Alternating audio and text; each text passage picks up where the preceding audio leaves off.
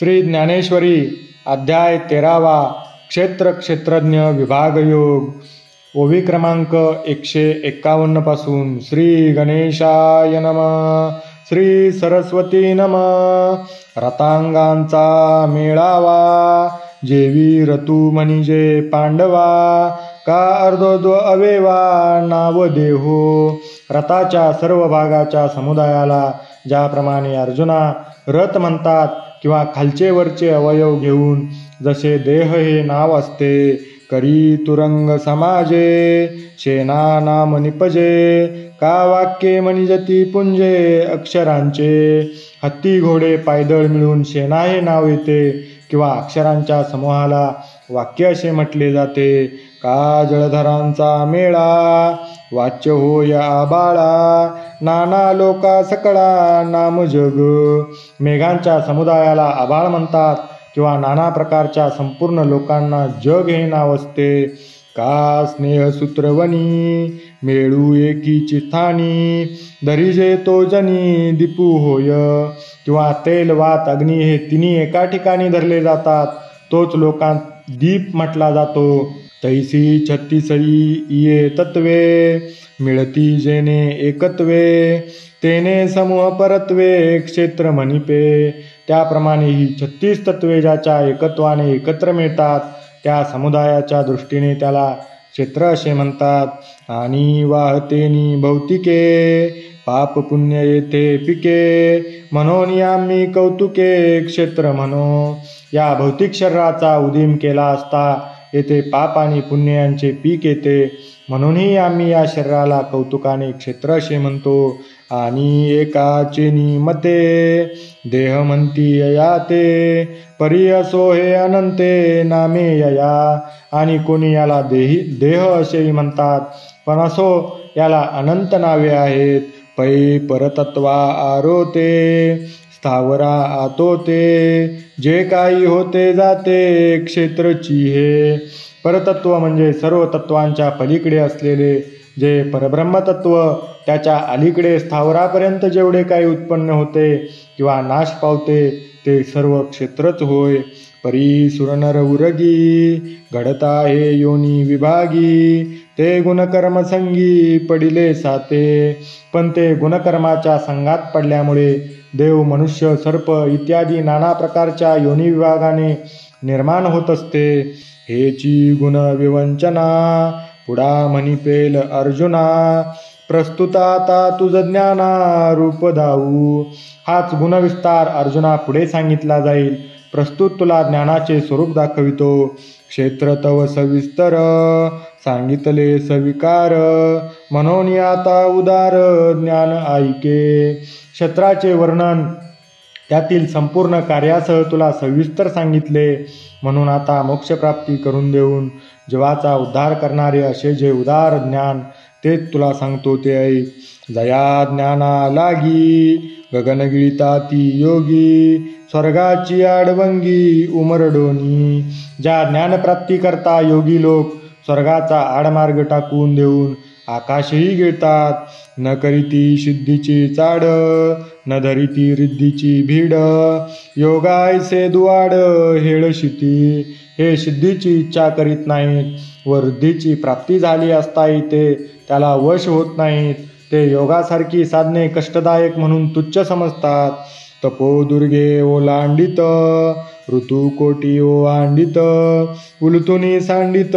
कर्मवल्ली कित्येक ज्ञानप्राप्ती करता तपरूपी किल्ले ओलांडून जातात म्हणजे घोर तपश्चर्येचे कष्ट सहन करतात कोट्यावधी यज्ञ त्याच्यावरून म्हणजे ज्ञानावरून ओवाळून टाकतात म्हणजे ज्ञानप्राप्ती करता कोट्यावधी यज्ञ करण्याचा प्रसंग आला तरी त्यांना त्याचे काहीच वाटत नाही व कर्मकांडरूपी वेली उपटून टाकतात म्हणजे ज्ञानप्राप्ती करता संन्यास घेतात नाना भजन मार्गी धावत उघडिया अंगी एकरी गता ती सुरंगी सुषुम्नेची कोणी उघड्या अंगी म्हणजे असंग होऊन किंवा सर्व संसारासक्ती सोडून नाना प्रकारच्या उपासना मार्गाने जातात तर कोणी सुषुम्नेच्या विवरात शिरतात ऐसी जिये ज्ञानी मुनीश्वरांची उतानी वेदतरुच्या पानोवानी हिंडताती.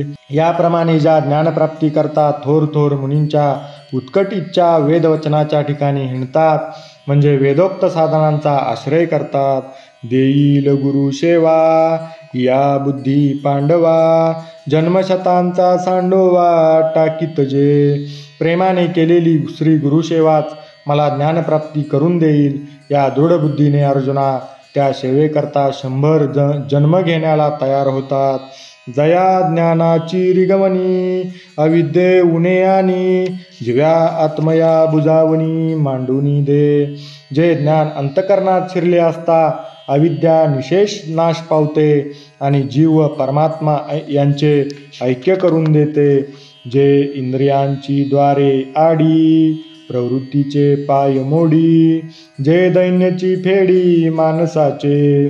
जे ज्ञान इंद्रियांची द्वारे बंद करते, म्हणजे इंद्रियांना विषयांकडे जाऊ देत नाही, विषय सुखाच्या प्राप्तीकरता होणाऱ्या कर्माच्या प्रवृत्तीचे पायच मोडते, म्हणजे कर्म करण्याची प्रवृत्तीच होत नाही आणि मनातील सुखाचे दारिद्र्य नाहीसे करते.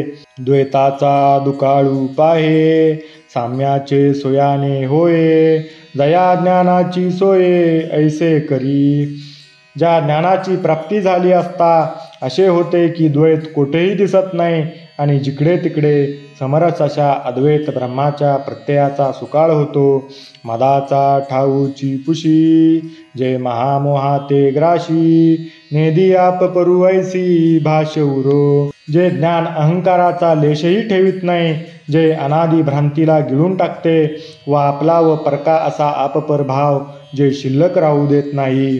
जे संसाराते उन्मुळी संकल्प पंकू पाखाळी अनावराते वेटाळी ज्ञेयाते जे. जे संसार वृक्षाला मुळासह उपटून टाकते व मनातील संकल्परूपी चिखल स्वच्छ धुवून टाकते व ज्ञेय होणाऱ्या अमर्याद आत्मवस्तूलाही जे ज्ञान व्यापून टाकते. जयाचेनी झाले पणे पांगुळा होई जे प्राणे जयाचे निविंदाने जग हे चेष्टे. जे ज्ञान प्राप्त झाले असता प्राणही स्थिर होतो व ज्या ज्ञानाच्या सत्तेने जगातील व्यापार चालतात. जयाचेनी उजाळे उघडती बुद्धीचे डोळे जीव दोंदावरी लोळे आनंदाचिया. ज्याच्या प्रकाशाने बुद्धीची ज्ञानवृष्टी उघडते आणि जीव दुःखरहित होऊन अखंड प्रसन्न चित्त राहतो. ऐसे जे ज्ञान पवित्रे कनिधान जेतवे टाळले मन चोक की जे. असे जे ब्रह्मज्ञान ते सर्व पावित्र्याचे एकच कोठार आहे व अविद्यादी मलाने अशुद्ध झालेल्या मनाला ते शुद्ध करते. आत्मया जीवबुद्धी जे लागली होती क्षयव्याधी ते जयाची सन्निधी निरुजा की जे. आत्मस्वरूपाला मी जीव आहे, म्हणजे मी कर्ता भोक्ता अज्ञानी आहे इत्यादी विपरीत बुद्धीचा जो क्षयरोग लागला होता, तो रोग ज्या ब्रह्मज्ञानाच्या सान्निध्याने नाहीसा होऊन जीव कायमचा व्याधीमुक्त होतो, म्हणजे निरुपाधिक असा ब्रह्मस्वरूप होतो.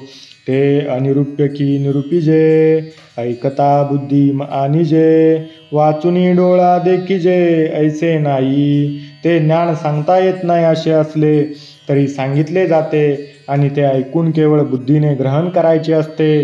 बुद्धीने ग्रहण करण्या वाचून डोळ्यांनी पाहता येण्याजोगे नाही. मग तेची ये शरीरी जया पुला प्रभाव करी तैंद्रियांच्या व्यापारी डोळाही दिसे. मग तेच ज्ञान या शरीराच्या ठिकाणी सर्वत्र व्यापून जेव्हा आपला प्रभाव दाखविते तेव्हा इंद्रियांच्या व्यापारात ते प्रगट होऊन डोळ्यांनाही दिसू लागते. पै वसंताचे रिगवणे झाडांचे निसाजेपणे जाणीजे तेवी करणे सांगती ज्ञान. ज्याप्रमाणे झाडांच्या टवटवीवरून वसंत ऋतूचा आरंभ जाणला जातो, त्याप्रमाणे ज्ञानाची इंद्रिये त्याची ज्ञानस्थिती सांगत असतात. आगा वृक्षाशी पाताळी जड सापडे मुळी ते शाखांची बहारी बाहेर दिसे. अर्जुना, झाडाला मुळांच्या द्वारा खोल जमिनीत पाणी सापडत आहे, हे त्याच्या डाळ्यांच्या सर्व बाजूंनी होत असलेल्या वाढीवरून बाहेर दिसून येते. का भूमीचे मार्दव सांगे कोंबाची लवलव, नाना आचार गौरव सुकिलिनाचे. किंवा निघालेल्या कोंबाच्या लुसलुसीत कोवळेपणावरून जमीन मृदू आहे, कडक नाही हे दिसते. किंवा उत्तम प्रकारच्या आचरणावरून कुलीनपणा दिसून येतो. अथवा संभ्रमाची आयती, स्नेहो जैसा ये व्यक्ती, का दर्शनाची प्रशस्ती पुण्यपुरुष.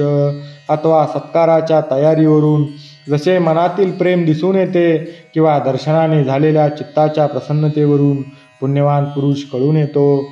नातरी केळी कापूर जाहला, जेवी परिमळे जाणू आला, की भिंगारी दिपू ठेविला बाहेरी फाके.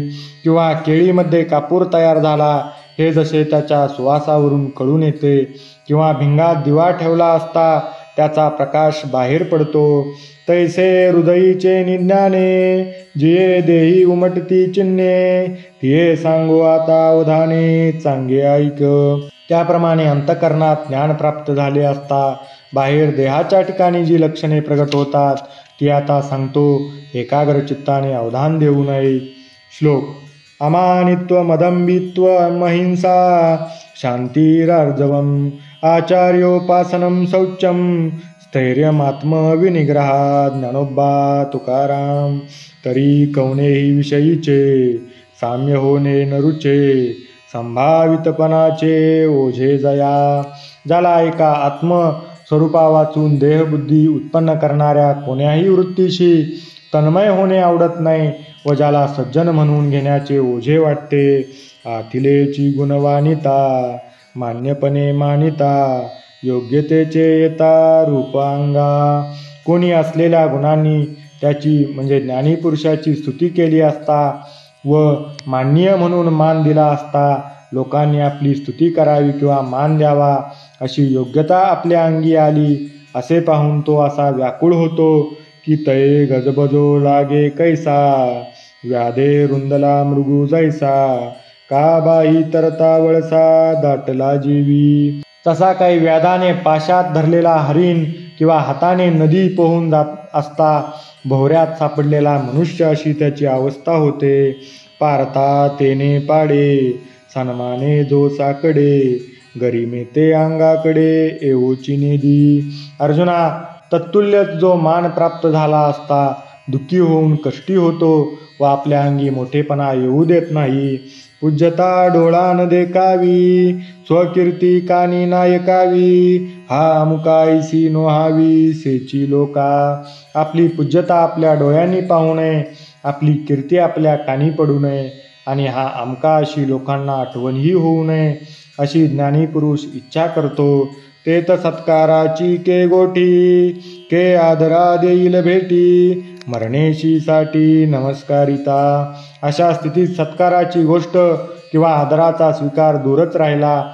त्याला पूज्य म्हणून कोणी नमस्कार केला असता त्याला मरणप्राय दुःख होते. वाचस्पतीचे निपाडे, सर्वज्ञता तरी जोडे, परी वेळीवे माझी दडे महिमे भेने. त्याच्या ठिकाणी बृहस्पतीसारखी सर्वज्ञता असते, पण आपली सर्वज्ञता लोकांना कळून आपली महती वाढू नये म्हणून तो बाहेर लोकांमध्ये वेड्याप्रमाणे वागतो. चातुर्य लपवी, महत्व हारवी, पिशेपण मिरवी आवडोनी. आवडीने वेड्यासारखे वागून आपले व्यावहारिक शहाणपण दिसून येत नाही व आपले मोठेपण नाहीशे तो करतो. लौकिकाचा उद्वेगू, शास्त्रावरी बघू, उगेपणी चांगू आती भरू. त्याला व्यावहारिक गोष्टींचा कंटाळा असतो, शास्त्राध्ययन पासूनही उपराम पावतो व मौन धरून राहण्यावर तो चांगला भर देतो. जगे अवज्ञाची करावी, संबंधी सोयची न धरावी, ऐसी ऐसी जीवी चाड भाऊ. लोकांनी त्याला तुच्छ लेखावे व सोयऱ्याधार्यांनी आपली पर्वा करू नये अशीच त्याची अंतकरणातून अत्यंत इच्छा असते. तळोटे पण बाणे, अंगी हिनावो खेवणे, ते तेची करणे बहुत करुणी. जेणेकरून सर्वाहून लहान होऊन राहणे, अंगी बाणेल आणि लोक तिरस्काराचे कोंदन करतील असेच बहुत करून त्यांचे नेहमी वागणे असते. हा जितू ना नोहे, लोक कल्पी येणे भावे, तैसे जिने होआवे ऐसी आशा. हा जिवंत आहे की मेला आहे अशी लोकांची कल्पना होईल असे आपले जीवित असावे अशी तो इच्छा बाळगतो. पै चालतू का नोहे की वारेनी जातू आहे, जना आईचा भ्रमू जाये तैसे होईजे.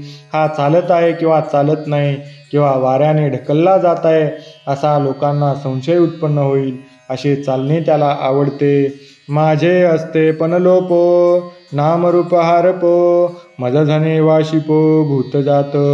माझे अस्तित्व कोणाला कळू नये, माझे नावरूपही नाहीसे व्हावे, म्हणजे माझे नाव कधी कोणाच्या तोंडी येऊ नये व माझे रूप कोणाच्या डोळ्यापुढे येऊ नये, नाहीतर प्राण्यांनी तरी मला भिवून पळून जावे. ऐसी जयाची नवशिये जो नित्य एकांता जातू जाये, नामेची जो जिये विजनाचेनी. याप्रमाणे जो नवस करीत असतो तो नित्य एकांत स्थळी जात असतो व जनरही स्थळ ऐकूनच तो जिवंत राहतो. वायू आणि तया पडे गगनेशी बोलो आवडे, जिवे प्राणे झाडे पडियंती जया. ज्याचे वायूशीच जमते, ज्याला आकाशाशीच बोलणे आवडते, ज्याला झाडे जीवप्राणाप्रमाणे प्रिय वाटतात. पुंडलिक वरदा हरिविठ्ठल.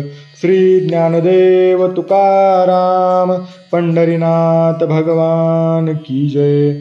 माऊली ज्ञानेश्वर महाराज की जय. जगद्गुरु तुकाराम महाराज की जय. सद्गुरु भगवान की जय. बोल बजरंग बली की जय. जय जय रघुवीर समर्थ.